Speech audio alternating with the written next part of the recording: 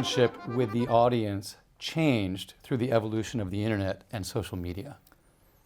I think audiences expect a closeness with artists that they didn't in the past.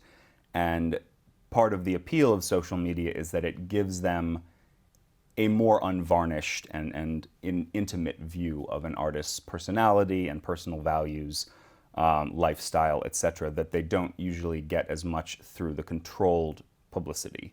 I think audiences in some ways have grown to expect to have that access, which is something we'll talk about more with personal versus professional, which is one of the great anxiety points of social media as well.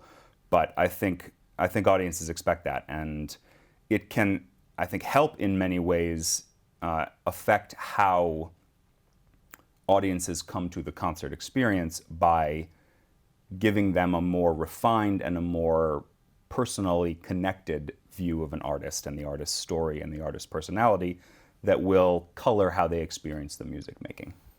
So, big question. Do you think that the world of the performing arts or the world of the classical musician is enhanced and better off because there's this social media and this direct access to build a relationship with an audience without a middle person?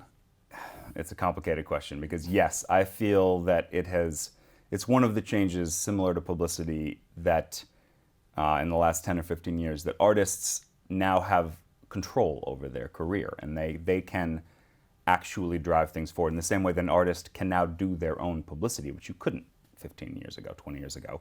But that said, that creates a stress on artists who don't know how to do it or aren't comfortable doing it, and they have to get good at it if it doesn't come naturally to them, and that's a stress point. And again, you don't learn how to play the violin extraordinarily well in order to get really good at marketing. So, but if you don't get good at these things, then it can ruin an otherwise hugely promising career. There's certainly an industry expectation. 100%. If you're working with a presenter, an orchestra, if you're looking at a festival, people that have a social media presence and a direct access to an audience and audience building have an advantage. 100%. Or maybe it's not even an advantage, it's a minimum requirement? I would say, there is judgment if you do not have social media or you have bad social media.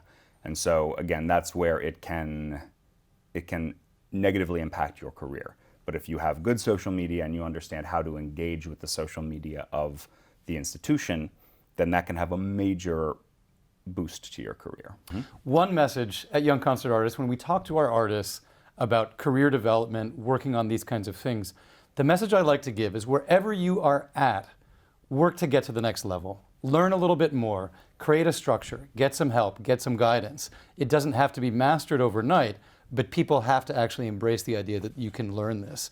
Yes, 100%. But I also think with social media, it's very important for artists to understand that you need to find the execution of social media that works for you, that builds your community, but that is authentic. And not every artist is going to say, hey, I'm on YouTube, let's talk about violin playing. Not every artist has that personality. Two-set violin. Exactly, and they're great at it, and God bless them. But I think one of the major anxiety points and problem points is that artists look at them and say, if I can't do that, then I can't do that, so why should I even do social media? And you don't have to.